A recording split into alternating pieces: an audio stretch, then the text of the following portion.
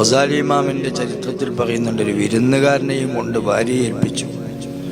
ഉപനസ്കരിക്കാനോ മറ്റോ എന്തോ ആവശ്യത്തിന് പോയി. നിസ്കാരത്തിന്റെ സമയമായപ്പോൾ വിരുന്നുകാരനോട് ഭാര്യ പറഞ്ഞു, സമയമായി, നിസ്കരിക്കണ്ടേ? നിസ്കാരമൊന്നുമില്ല. ഏതായാലും ഭക്ഷണം പാചകം ചെയ്തു.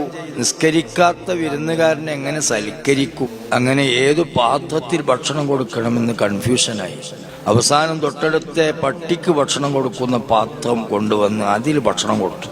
കാരണം നിസ്കരിക്കുന്നവർ കൈയിട്ട് കിളമ്പിയ ഒരു പാത്രം അത് പറ്റൂല ഇവന്. ഗസാലി ഇമാം വന്നു കഥയൊക്കെ പറഞ്ഞു. ഭാര്യ നല്ല ആളെ കൊടുന്നാക്കിയത്, അയാൾക്ക് നിൽക്കാറൊന്നുമില്ല.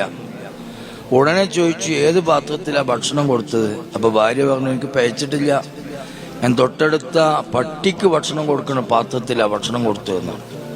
ഗസാലി ഇമാം എന്ത് ചെയ്തു അറിയോ?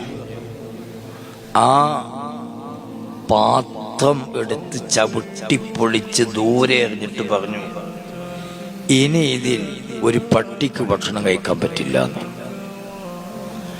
പട്ടി കഴിച്ച പാത്രം നിസ്കാരം ഉപേക്ഷിക്കുന്നവന് ചേരും, നിസ്കാരം ഉപേക്ഷിക്കുന്നവൻ കഴിച്ച പാത്രം പട്ടിക്ക് ചേരൂല.